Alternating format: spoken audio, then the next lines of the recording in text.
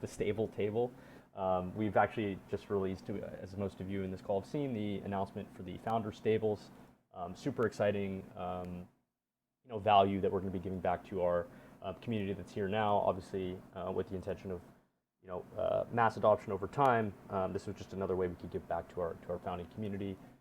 That gameplay video, this kind of ties in with the game show announcement. Congrats to J Rod. He's not in here right now, but his avatar number 1273 is a hot commodity, as he was the one that was picked for the gameplay video as a POV. Really super exciting to kind of be able to show you guys this, the way the tech's developing, and we've seen lots of questions about beyond the MVP of like our marketplace and the trading that Vinny has shown, what the actual metaverse looks like, and so it's just kind of a sneak peek. And then tomorrow he's having another dev update, which is I guess right on cue. I was on the phone with him last week, was showing me some awesome stuff, and I'm really excited for you guys to take a look tomorrow. And then finally, the Horse Mint is coming up for our Genesis Avatar holders at the end of the week. Stay tuned to Discord. We'll have a ton of information leading up to it, everything that you need to know regarding Bentley, regarding MetaMask payments, times, all that information. And then Dan will be having a pre-yearling mint to MA before on Wednesday. But let's just jump. Exciting that time is finally here. I know. The Horseman. It's insane. It's been like it's been so many months. It's been so many months since this was an idea. It was an idea. It's insane. Like we can just, I can send this picture to you guys. Just I don't know if we've dropped that one out, but it is coming. Yeah. We're very excited. But let's just jump into On the Radar. I guess when we were kind of doing some research this week, kind of just talking about, what are the things that we want to, speak about in terms of, we haven't really talking to the community about like a market update in, quite a while. I think since, just a little bit after Expoverse. And, first things first, if you want to speak about the market itself, just some weird trends in OpenSea that we'll talk about. Yeah, just quickly, like obviously I did not formulate these opinions or insights.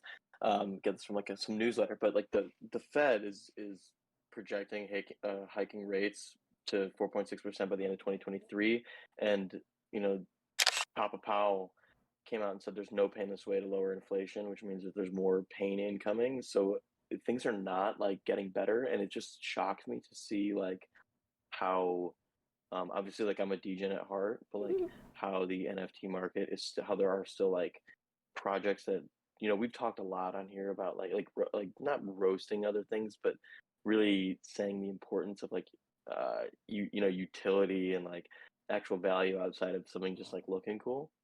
And it's like like some projects, like you'll see that we have the OpenSea screenshots, are still like minting semi-successfully, like not, I mean, semi-successfully for the economic conditions that we're in, but it's weird. And so I wonder what you think about this, because to me, I see data like this. I'm like, how are projects still like even coming close to selling out when it's literally like there's no utility. Like we were looking at OpenSea just kind of like laughing.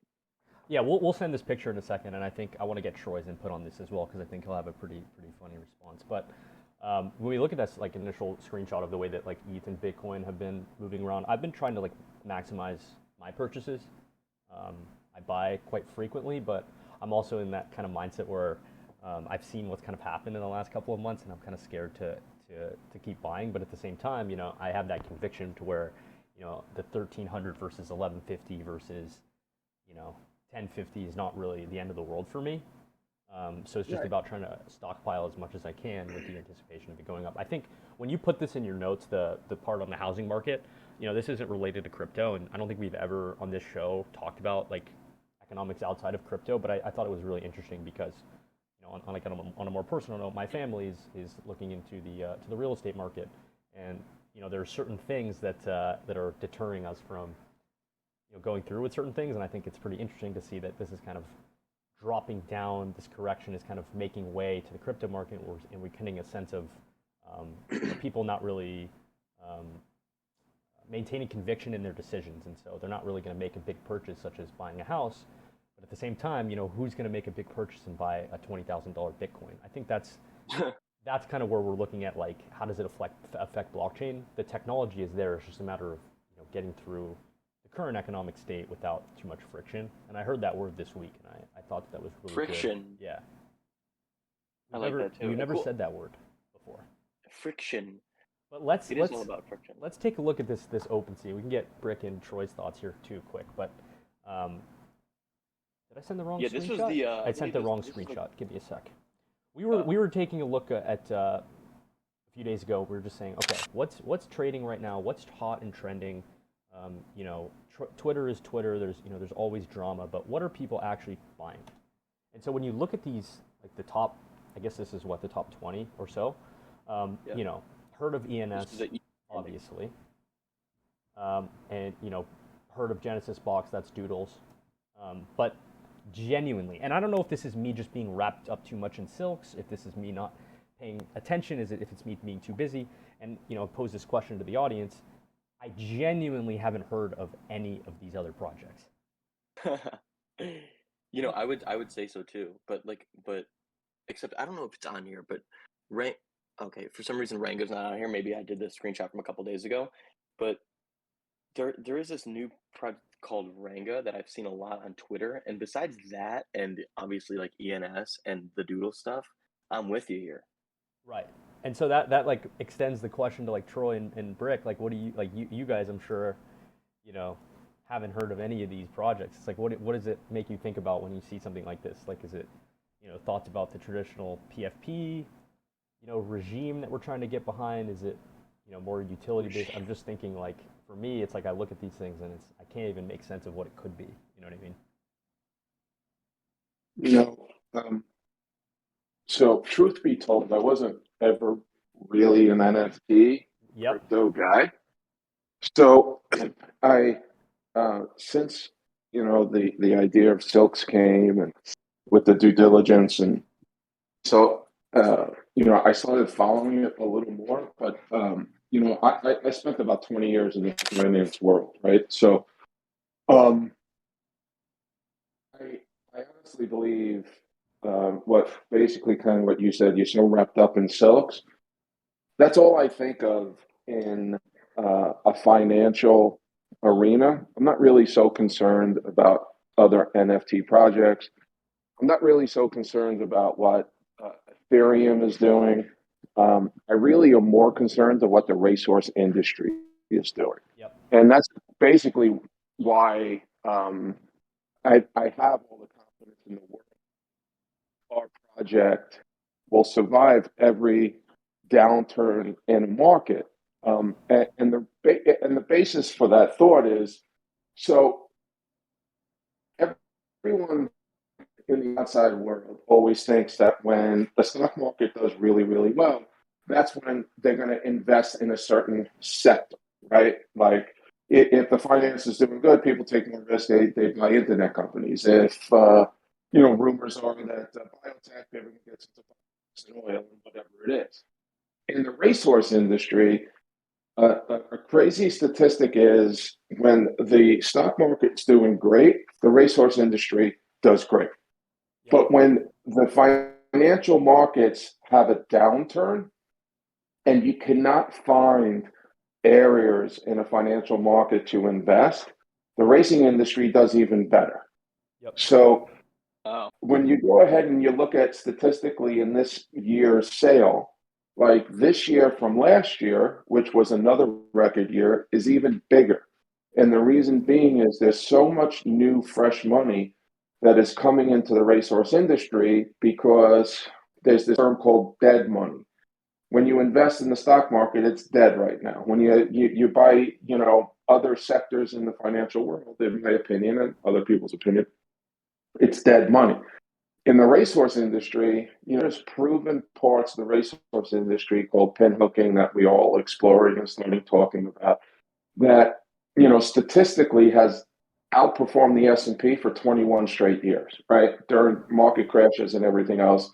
And some of the true pinhooking rate of return, you know, um, has been as high as 30-40% over those years. So wow. that's where my focus is in is what's the racing industries doing? What's the financial market doing that is going to help assist the racing industry? And what we're building in our project with Silks, it's not truly an NFT. It's not truly based on anything other than reality, the real world, asset-backed digital asset, and the ability to participate in the industry that is great. And at the same time, you have the ability to make some money and have fun and learn a new project and, really take advantage of scenarios. So you have no pun.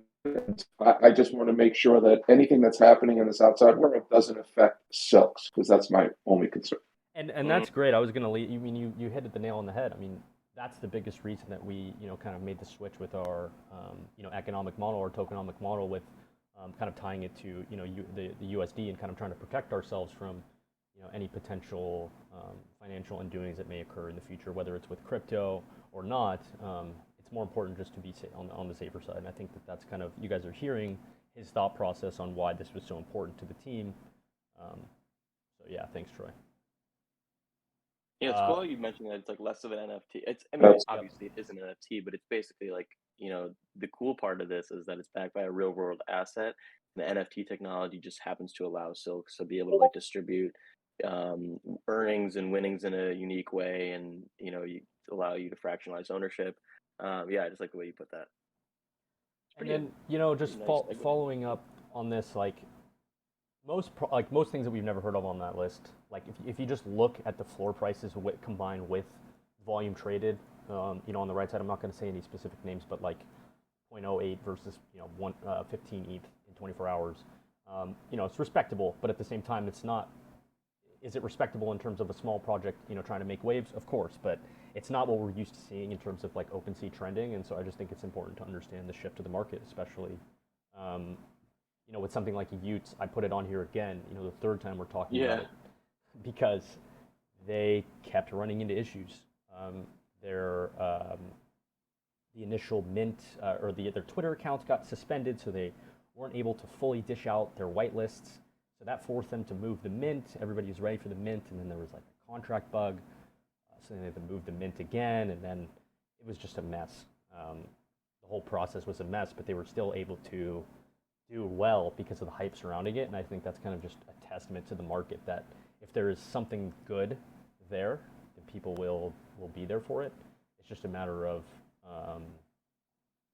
getting to the right people, right? And so I think that's a perfect lead into the subject of today. Anything you want to add, Butters? I think this was a great on the radar discussion. I was just looking at Utes because I was curious about what you were saying, with the bug or the contract bugs and stuff. Right now they're sitting, they're a little bit lower than at one point than average price. Looking at it in price of Ethereum, because I don't understand anything about Sol, or however you say that. It's sitting at average September 7th of 3.7, and now they're at about 3.2, 3.3, just like fluctuate. Oh my God, they're down to 3. It's interesting. They're still sitting at pre-reveal. Yep. It's going to be cool to see, or not cool to see, interesting to see how that plays out, especially since it was so hyped, insane. Right. It was actually so refreshing how hyped that was. Right. And even through the issues, people were like, okay, better than nothing, because they did a cool implementation of that, allow list. Yep. Whatever. Okay, that's way off topic. We can get into the marketing. Well, this is we picked this subject. We were seeing a bunch of some questions in Discord, and we just wanted to give an opportunity for Brick from marketing to come up onto the stage and provide you guys an update. So how you doing today, Brick? I know you had a bit of a fun weekend. Yeah, doing well, man. Doing well. It's good to be back on the stable table. I feel like it's been months. I think I was on last in March or February. Yeah, it's been a while. It's good to be back. That was in the table's infancy. Yeah, no, it was. I was probably before the 5th episode. It was early on. Wow, OG. All right. Well, it's great to have you up here. Yeah, welcome back. So yeah, why don't you just let us in on what you guys have been doing with marketing over the past couple weeks, months? I think everybody's excited to hear from you. Yeah, for sure. So I gotta go through a little bit of the platforms that we were advertising through. So Brave browser was one of them. Google, YouTube. We used Coinzilla as well. Um, a lot of press, a lot of PR. Podcasts. We were going on shows, getting Dan, Troy, other founders on shows to talk about silks.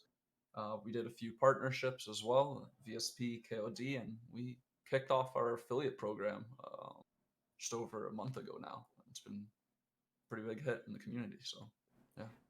I'm excited. We're going to publish that the list pretty soon for the month, so I think some people are going to be pretty excited. But it's a cool initiative. Do you want to give us a further breakdown of each of those and why we decided to use them?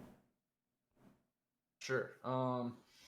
So Brave browser, they're a privacy-focused browser. If you guys aren't aware, so basically they have ad blockers built in.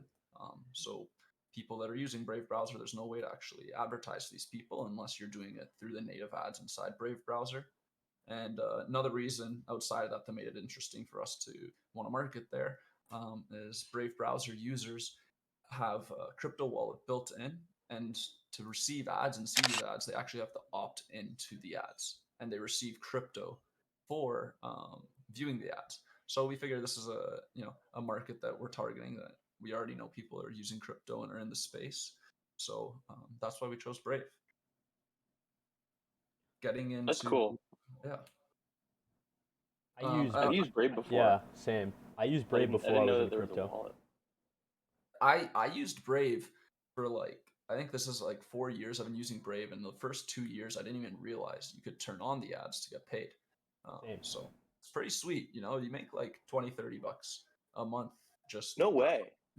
And yeah. Wow. We should do a Do you think stable like you table could on it. leave it open overnight? Yeah, we should do stable table. Like leave it open overnight so you're getting served ads while you sleep. I would love to do that. That's awesome. All right, off topic. Sorry. No, good stuff. Then Google.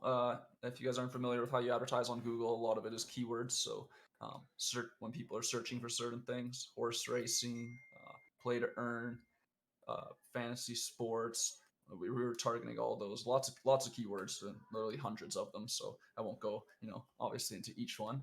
But that's what we target. We look for people that are looking up for crypto, looking horse racing, looking, for the play to earn space, and we'll target them with our ads. And then YouTube as well. So Google owns YouTube, so similar thing there. When people are watching videos about horse racing or crypto or the Web3 space, we're targeting them with our ads as well. So we're looking at those people that are already interested in what we're doing. The next one we use is Coinzilla. Coinzilla is it's another interesting platform. It basically, they serve ads on hundreds of crypto sites. So Etherscan, IC Tool, CoinGecko, for example, those are a few of the sites that we use through Coinzilla, and you're able to place ads there. So they have a lot of different websites that you could choose from. But yeah, there's a lot of good ones there. You could just focus on NFTs, like IC Tools. If you're unaware, that's a tool for people to use to do research on the NFT marketplace. So we're those people that are already looking for NFTs to invest in, so we're putting our ads there to get in front of them. And then the podcasts. We did a few big podcasts over the last 2 months. A couple of them was the NFT Morning Alpha show. We did that the day we kicked off the mint on July 29th. That's a pretty good show. They got 1,500 people on that pretty much every day. So it's a good show. If you guys haven't watched it, I suggest you guys check it out. They run Monday to Friday every week. And Zima Red, that's another podcast. Dan was on there. They talked a lot about silks, and Zima Red is a lot more investor. It's an investing show, so a lot of people that are interested in NFTs and investing are listening to that. I remember the a little Nifty more Nick show. alpha based. Butters and I Nifty Nick. we woke up at what, like, it was 5:30, 5 a.m. for the second stage of the mint. Yeah, Expoverse, and we were listening to Dan on the way to LA. So. Yeah, that was dope. I love that show. Nick's like a real podcaster. You guys were in the West Coast then, so 6 Yes, a.m. we were. Yeah, it was like it's him and like PO, and they're great. Yeah. And then I think last but not least was partnerships. Yeah, well, there's more than just that, but yeah, partnerships. Partnerships. Obviously, you guys have seen we did Vayner Sports, KOD, so we had to have really good, uh, traction with those communities. So we're definitely looking at more communities and reaching out to them, trying to build some partnerships and build, trying to give these communities that are PFP projects that don't have so much the utility a way for their people in their community to earn. If they have a stable in the game of silks, or their holders could stake their farms on that horse that they on that stable that they own. It provides a lot of utility for those projects and a way for them to make money. That's interesting. Like offering them a way to offer their people utility through silks. I could definitely see that. It's sort of like when similar to me when a project or a company or blah blah blah buys like a plot in a metaverse world such as like Decentraland or like Sandbox, for example. Exactly, Cool. and as we get closer to the MVP launching here, we're expecting to see a lot of that happening. So That's really cool. Alpha. Alpha. Which is your favorite advertising platform? Just out of curiosity. um, I think from what we've learned, I like the press. Game of Silks is again, it's not like a typical NFT project PFP. We have a lot going on. We're a deeper project, so we've noticed that people that are the types of people that will read the articles are the people that will research on a project, and you need to do that. You can't just look at us and try and follow the hype. You need to actually read. Like, I'm sure everybody that's invested here has read the gameplay doc or read the white paper and been to multiple AMAs to learn more about silks. It isn't something that you'll just pick up right away. So the press articles have been doing a really good job for that. And outside of that, if you just go search best NFTs right now on Google, you'll see that we're top 1, 2, or 3 on a lot of articles and that are popping up right away because the articles that we're getting put in have high Google authority ranking. So That's interesting. Yeah, like people who go out and are like actually researching projects, therefore like reading articles and not just like seeing an ad and being like, "Oh, I'm going to buy in because they're using buzzwords and blah blah blah." Um, exactly, yeah, yeah, that makes a lot of sense to me. That's dope. Um, cool. I agree. And then Love that marketing. our affiliate program has been a blast. Like, we know that our community and you guys are a lot of what brings people in. We've seen the welcome committee and everybody, how helpful they are when new people hop in our Discord. So, we've been great with the affiliate program. We've been able to pay out $4,200 to our community members. So it's great to give back to the community in that sense. So yeah, that's our affiliate program wrap up. But we'll be posting tomorrow the full details of the top 3 for September. Top 3 affiliates. Yeah. Love that. Ooh, And we then had some big earners. yeah, we did. Gnarly. And then NFT Expoverse, you kind of mentioned it there. I didn't step upon it earlier on, but yeah, other events like NFT Expoverse are definitely on our roadmap. We're looking and trying to plan out for the next 6 months and try to get to more shows because we loved going to that event and talking to people. And again, like I was saying with the press, right? We're a little bit of people need to get more understanding of us. And when they read that article or when they engage in a conversation with us in person, we find that we get a lot better traction with those people. So definitely looking forward to doing more of those events and getting, spreading them out so that our holders, no matter where you guys live, we can hopefully get to an event that's local to you guys. And yeah, there's a lot of moving parts. It's good to be able to like explain it to someone and in a more in-depth way, like you're saying. So, Ben, I see you put that slide in. I did. As if there's anybody in the audience that has any questions for Brick, that would be a great time. We'd love to have you up on stage. I saw ND Graham raise their hand a while ago. I don't know if that was an accident, but yeah, if anyone's got any questions for Brick. Troy, you have anything to add?